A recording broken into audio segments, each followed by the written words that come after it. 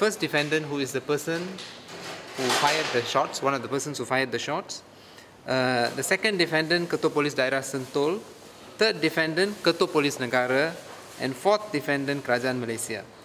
Today, the court in its judgment has granted judgment in favor of our client Norizan Salleh for assault and battery as a result of the shooting of the bullets into her body. That is a form of assault and battery by the police officers, which is a tortious wrong.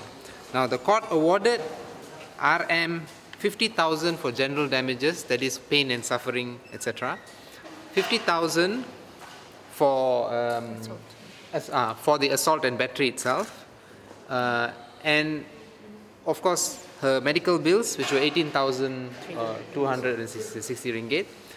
And most importantly, this court sent a very strong message to public officers, such as the police force, not to act arbitrarily or oppressive against individuals. And because of that, the court importantly awarded exemplary damages in the sum of RM 200,000 ringgit, which the court said that it is in the interest of the public to ensure that public bodies carry out their duties properly.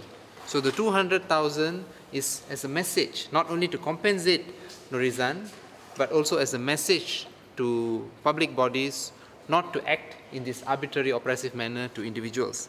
Now, interestingly, among the important things the judge said is that even the Inspector General's standing orders does not allow this kind of indiscriminate repeated shooting at individuals.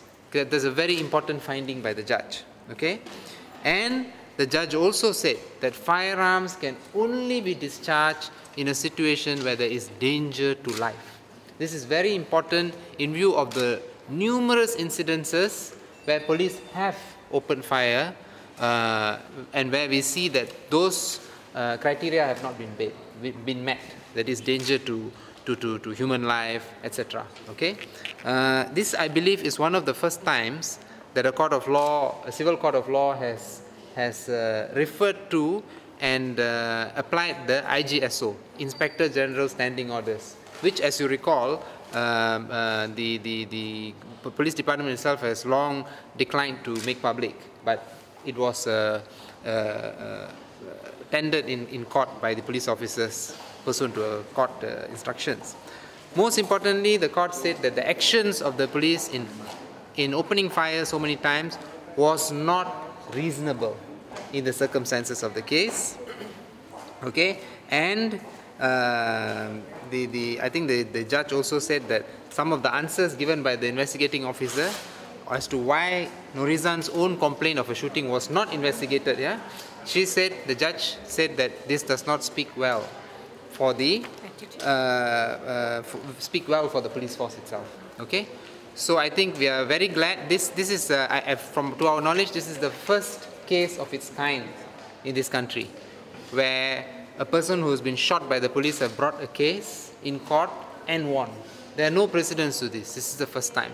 And we are very hopeful that the police will pay close attention to the judgment of Justice Yu in this case, and there should be a serious review of all standard operating procedures of the police in situations where firearms are to be used. Okay?